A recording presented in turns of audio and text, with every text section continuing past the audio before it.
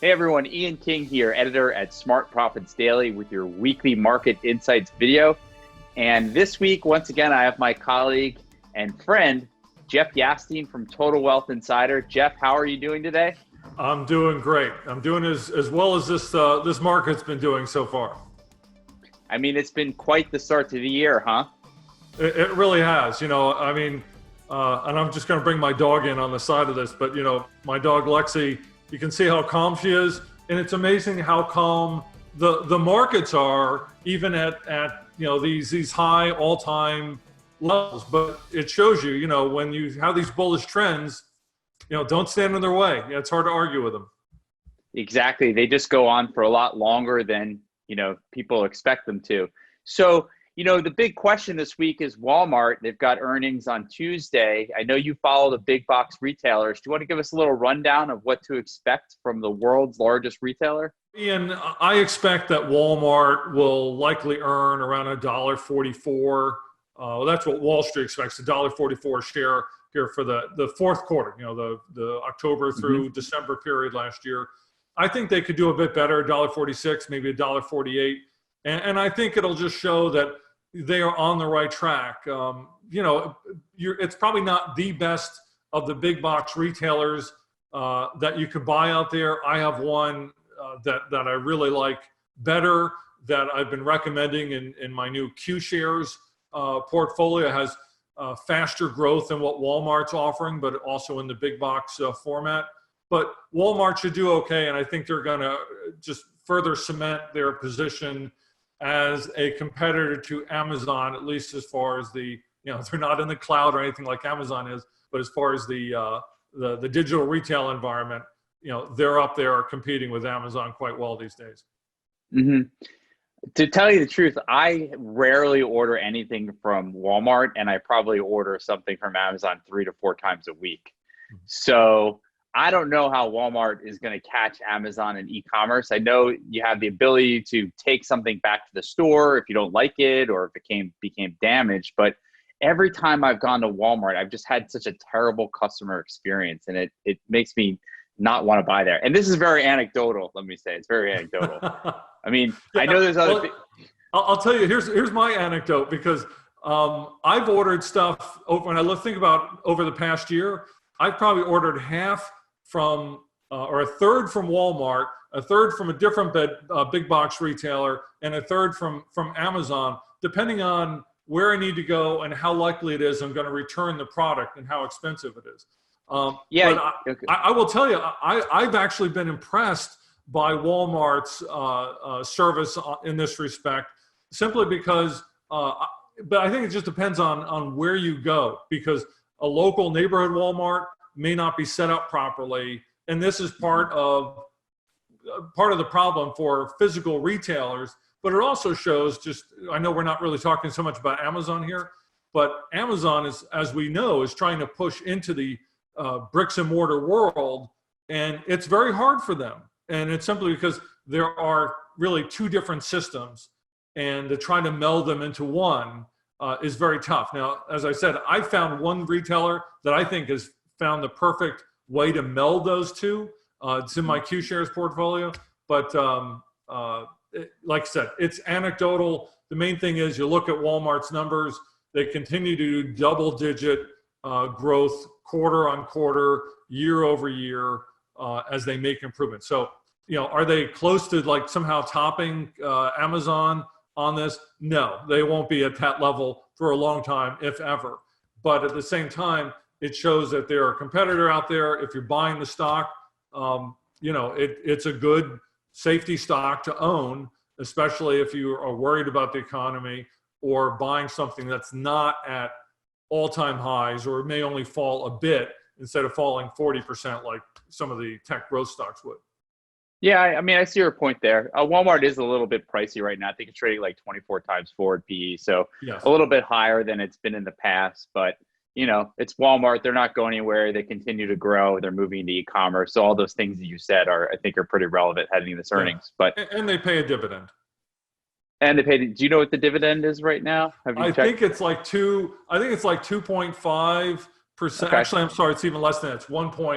8%. They raise it every year, but again, and not that you would buy it specifically for the dividend, but does give you, a little bit of income and some growth, which again is depending on the market environment, is more valuable to investors at some points and less valuable to them at others, like now.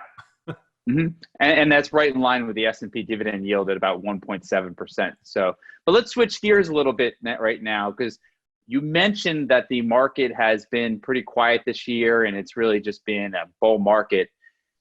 There are some risks out there, Jeff, and we know there's probably not much risk from the Fed, but we do have this coronavirus situation that I'm not sure if we're getting the real news from China, and who knows what's happening in different countries. Maybe they're not reporting it. I mean, what's your take on this? We did have that sharp 3% pullback, and now the market seems to not care about anything. I have to tell you, I really think that when it comes to the coronavirus, I do think the market doesn't care. The market's moved beyond that. If you're buying certain stocks, in the cruise line, airline industry, certain Chinese stocks, obviously the Wall Street and any of us as investors are going to factor that into our equations. But beyond that, I mean, we talk about that province of what's it called, Hubei, with the city of Wuhan at its center, the epicenter of this virus outbreak, and primarily that's where most of the cases are. So I just tell people, my subscribers, the Total Wealth Insider, keep this outbreak in perspective. I mean, there's 1.2 billion people or so in China, and we're talking about an infinitesimally small number that have been infected, and an even smaller number that have died from this thing.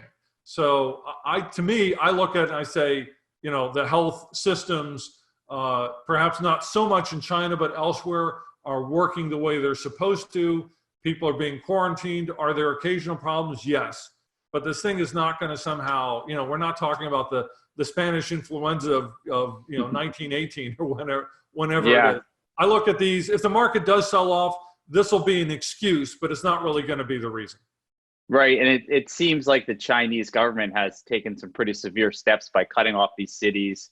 And I've seen some videos coming out of Wuhan where these medical professionals are chasing people down to the street. I don't know if you've seen them. I mean, that to me is a little extreme, but that they are, taking every precaution necessary to make sure that this doesn't spread any further than what it is now, right, or what it's capable of. Yeah. And in the meantime, any of the stocks that Wall Street has decided have exposure to it, they've been knocked down. And I thought it was interesting that Carnival is one that obviously is close to this particular virus outbreak, and yet the stock has not made new lows. It's gotten knocked down, but it's basically the same price it was a month and 2 months and 3 months ago. To me, that shows there are buyers in there and they're looking beyond this. And even the headlines we've seen, yes, there have been an increase in the virus incidents in that province, but at the same time, a lot of these same authorities in China and globally are saying, yeah, probably in another month or two, this thing will have played itself out with warmer weather, people aren't cooped up inside, what have you. And don't forget, the fallout from this is going to be that the Chinese government is going to basically just put their economy on steroids with monetary policy. Yes. And I think it also gives the Fed another reason to not even think about raising rates this year because of what's happening overseas. And for growth investors, this is the best kind of environment you can imagine, because you've got rates that are low and staying low. You've got, even 10-year in the mortgage rate now, I think the refi rate on mortgages is about 3.5%. So there's capital flowing into the economy, and it always goes towards these momentum, towards these growth stocks. So I think that still is a big positive for the market as we get to the other side of what's happening right now, if we haven't already in the stock market, right? The stock's already discounting what's happening 6 months from now. So they've already started to move up thinking that there is an end in sight, right, even though, we can't be entirely certain of that. So switching gears again, one other thing we want to mention this week is Bitcoin. Obviously, it's had a huge run this year. It's up 40%. It's up over 10,000. Have you heard from some of your subscribers about crypto markets? Are they interested in it again? Or is this something like, do you remember .com in 2003 where no one wanted to talk about it, even though the markets had bottomed and started rallying again? Are you Yeah. seeing anyone write in about it to your newsletters? I am actually seeing some interest from my subscribers about Bitcoin and about cryptocurrencies. And to me, it just shows, number one, this is not a fad. And I think it's morphed into, we're seeing it being used and being talked about being used in many very serious venues like the Federal Reserve and large investment banks, et cetera. So it shows us moving from, whatever sort of speculative, early adopter phase that it was in before. Yes, the price of Bitcoin came down. Now it's in the recovery mode. And I think there's more to it here. And obviously there's much more to cryptocurrencies and to blockchain technology going forward. So, if you read a headline opposite that effect, I would ignore it, because I do think that this technology is going to be obviously just part of the routine that we all deal with. And, it's starting to happen now. In 5 years, 10 years, with our children, I mean, it'll be so routine, like the internet, you don't even think about it anymore. Yeah, I mean, to your point, there's been surveys that millennials say, they're more favorable on cryptocurrencies than they are on the actual stock market. So, you think about this kind of intergenerational wealth transfer that's going to happen when baby boomers die off. And the first thing the millennials do is probably sell their Coca-Cola and their Philip Morris shares and go buy some Bitcoin with it, right? Is that I hate to say it, but yeah, I think you're right. And by the way, I'll just share a very quick story. I was at an art gallery opening about a month ago, and one of the artists who had some experience in the financial markets was telling me all about different coins that he was buying and what have you. So it shows you that there's still extreme amount of interest. Is it too much? Is it more speculation? It's possible, but if there's anything, I think Ian and I, like, when we look back to the last 10 years, we've seen this over and over again where people think, oh my gosh, the market gets crushed, or a particular group of stocks get crushed. And you think that somehow it's permanent, and yet it keeps bouncing back. And in some ways, I think it's psychological and sentiment.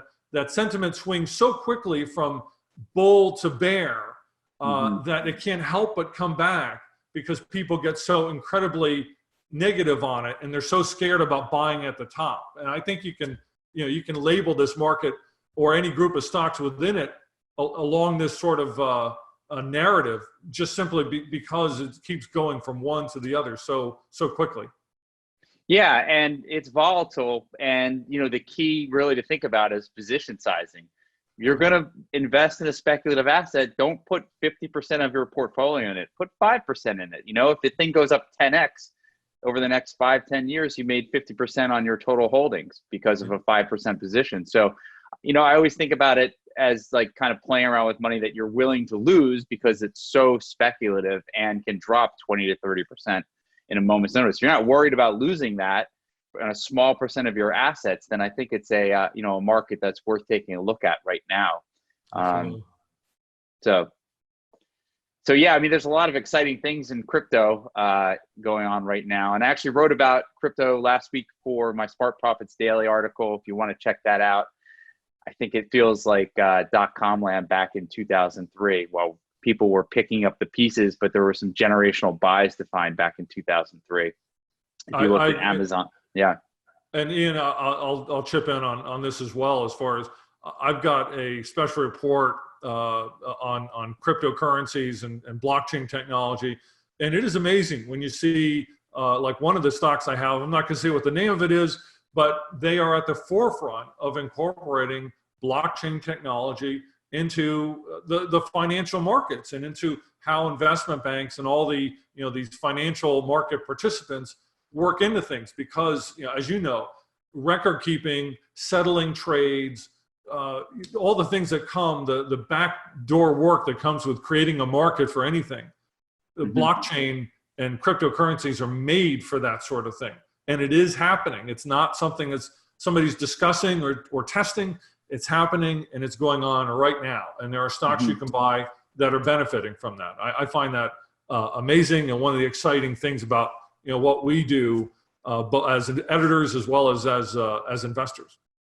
Yeah, and something to think about on those lines is all this disruption that we saw that the internet caused, and if you think back, like you never could imagine like Borders Books going out of business or Blockbuster Video not being around anymore, right?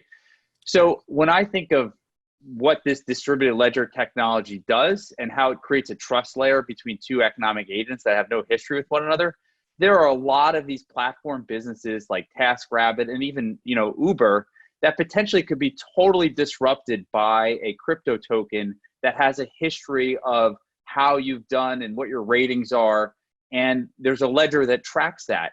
And so a lot of these companies that just basically sit on piles and piles of data in the cloud, could really be disrupted by these new crypto networks. And I think it's going to be a really exciting decade between, the established tech companies right now and some of these crypto protocol upstarts that can just eliminate the middleman in a lot of these senses and just make business a lot more cheaper and commerce a lot cheaper to engage in. So it's going to be an exciting decade ahead. So I think that's it for this week's video. I want to thank everyone for tuning in. If you liked our video, please give us a like. If you haven't subscribed yet, hit the subscribe button. For myself and Jeff, have a great week, and we'll talk to you next week. Thank you.